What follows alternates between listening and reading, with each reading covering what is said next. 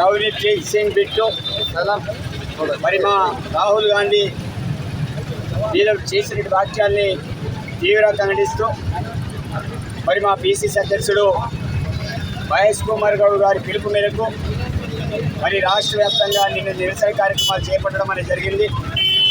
మరి దానిలో భాగంగానే ఈరోజు గుంటూరు మండల కేంద్రంలో రవనీత్ సింగ్ బిట్టు యొక్క దిష్టిబొమ్మ దహన కార్యక్రమాన్ని చేయడం అనేది జరిగింది. ముఖ్యంగా దేశంలో ఏదైతే గాడ్సే ప్రభుత్వం ఉందో ఆ గాడ్సే ప్రభుత్వంలో మాట్లాడే మంత్రి రాహుల్ గాంధీ గారి కుటుంబం గురించి మాట్లాడడం నిజంగా విచారకరం. మరి ఈరోజు గాడ్సేలో ఆ రోజుల దేశ స్వాతంత్ర్యంలో వాళ్ళ యొక్క పాత్ర ఏంటిదో అందరికీ తెలిసిందే. మరి దేశంలో గాడ్సే ప్రభుత్వం ఉండడం, మరి ఇలాంటి ల్యాండ్ ఆర్డర్ ఇచ్చినటువంటి మాటలు మాట్లాడినా వారందరినీ కూడా చూస్తూ కూడా నిజంగా విచారకరం. ఇమ్మీడియట్లీ ఆ యొక్క మంత్రిని పదవి నుంచి తొలగించాలి, అతని మీద కేసు నమోదు చేయాలి. మరి వెంటనే హోంశాఖ మంత్రి అమిత్ షా గారు బాధ్యత వహించాలి.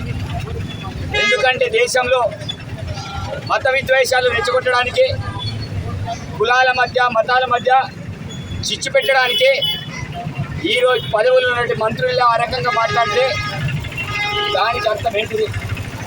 రాహుల్ గాంధీ గారి మీద ఏదైతే నాలుగు కోయడం, అతని పేరు మీద రివార్డు ప్రకటించడం, మరి దేనికి సంకేతం?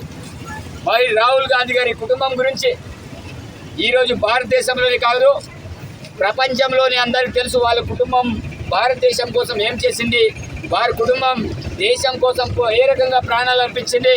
మరి అలాంటి కుటుంబం మీద వీరు మాట్లాడే మాటలు నిజంగా బాధాకరం. కాబట్టి ఏదైతే రణవీర్ సింగ్ బిట్టు అతను అనుకున్న వాక్యాన్ని వెనక్కి తీసుకోవాలి.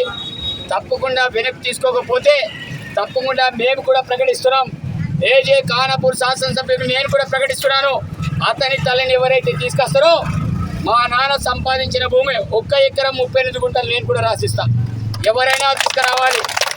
ఉన్నటువంటి ఆస్తి అదే, నాకున్న ఆస్తిని మా నాన్నకున్న ఆస్తిని రాసియని నేను కూడా ప్రకటిస్తున్నాను. For more videos like this, subscribe Big TV channel.